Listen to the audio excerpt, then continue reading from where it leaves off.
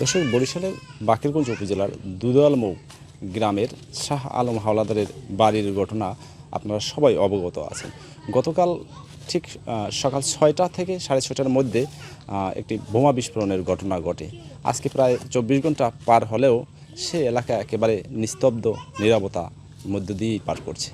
আমরা একটু দেখাবো আজকে কি অবস্থা, একটু দর্শক আপনাদেরকে দেখানোর চেষ্টা করছি যে সেই জায়গাটি দিয়ে গতকাল রাত 9টার দিকে ঢাকা থেকে একটি বোমা নিষ্ক্রিয় টিম এসেছিল। এসে তারা এই ঘটনার যে বিস্ফোরণ হয়েছে এটির আলামত তারা সংগ্রহ করেছে। আমরা কথা বলেছি শাহ আলম হাওলাদারের যে ছেলে জামাল হাওলাদারের সঙ্গে। তারা একটি আতঙ্কের মধ্যে পার করছে এবং এই এলাকায় একটি থমথমে পরিস্থিতি বিরাজ করছে। এই ঘটনায় পুলিশের বিভিন্ন টিম এখানে এসেছে। গতকালকে বরিশাল জেলা পুলিশ সুপার মোস্তাফিজুর রহমানও এখানে এসেছিল এবং এখানে ডিবি, এখানে সিআইডি, এখানে পুলিশ এবং গোয়েন্দা সংস্থা সবাই এসেছিল। সবাই আমরা পুলিশ সংশ্লিষ্টদের সাথে কথা বলেছি, যারা তদন্ত আছে তাদের সাথেও কথা বলেছি। তারা বিষয়টি নিয়ে নিবিড় পর্যবেক্ষণে রেখেছে এবং এটি তদন্ত রয়েছে। তো দর্শক, আমরা দেখার বিষয় একটি ঘটনা, একটি বাকেরগঞ্জ থানায় মামলা হয়েছে, সেই মামলারও তদন্ত চলমান রয়েছে। তবে এই পরিবারটি এখনও এইখানে আতঙ্ক কাটেনি। শুধু পরিবার না, অত্র এলাকায় এই দুদলমৌ গ্রামে একটি আতঙ্ক ছড়িয়ে পড়ছে। 2 দিন ধরে আমাদের কাজ বন্ধ, আতঙ্কতে আছি, ভয় ভয় লাগে। কেন আমাকে যখন বিনা দোষে, আমরা গরিব মানুষ, দিন মজুরি, আমাকে কিসের জন্য মারতে চায়, কোন কারণে? এই একটু ভয় ভয় লাগতে পারে। আমার ঘরে যখন রাস্তাঘাট হয়েও তো মানুষ মারতে পারে।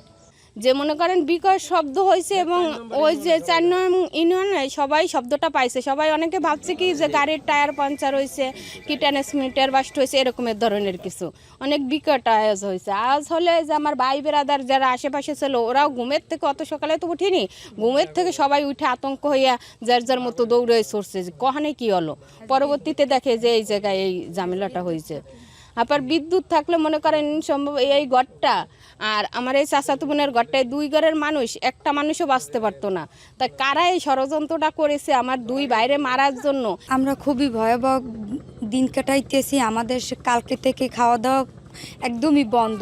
সারাদিন পুলিশ আসতেছে, এলাকার মানুষজন আসতে আসে। আমরা খুবই আতঙ্ক এবং আমার ছোট ছোট 2 বাচ্চা আছে, তাদের নিয়ে আমরা খুব আতঙ্কের ভিতর আছি। তারপর আমার হাজব্যান্ড, আমার স্বামী, সে কাজে যাইতে পারতেছে না কালকে থেকে। আমার ভাসুর, তার কাজ বন্ধ, যাইতেছে, রুগীর সাথে আছে, আবার রুগীও অনেক অনেক খারাপ অবস্থায় আছে। আমার যে কয়দিন বয়স, এই বয়সে এই ধরনের আচরণ আমাদের এই এলাকায় হয় নাই, এই প্রথম। তা এখন প্রথম যে ঘটনা ঘটছে তাতে টোটাল এলাকার মানুষ আতঙ্ক, ছোট বড় সবাই। এই এখন বাজার দিয়ে আসলাম, একজন মহিলার একজন পুরুষ একাত্তরে এই কথা কই চাইলাম। তারাও বলতে আছে যে এই যে ঘটনা ঘটছে, আমরা স্বাভাবিক মানুষ, আমরা দিনমজুরি কাজ করিয়ে খাই, এখন তো আমাদেরও আতঙ্ক।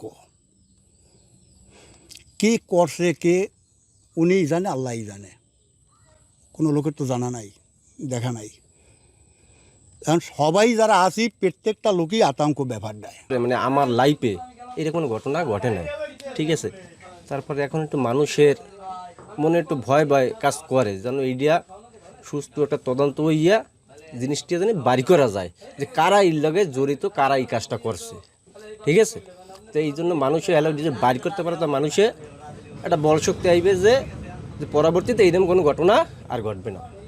আমরা এটার সুষ্ঠু বিচার চাই এলাকাবাসী, যাতে এই সাথে আমাদের নিরীহ মানুষ কেউ না ফাঁসানো হয়।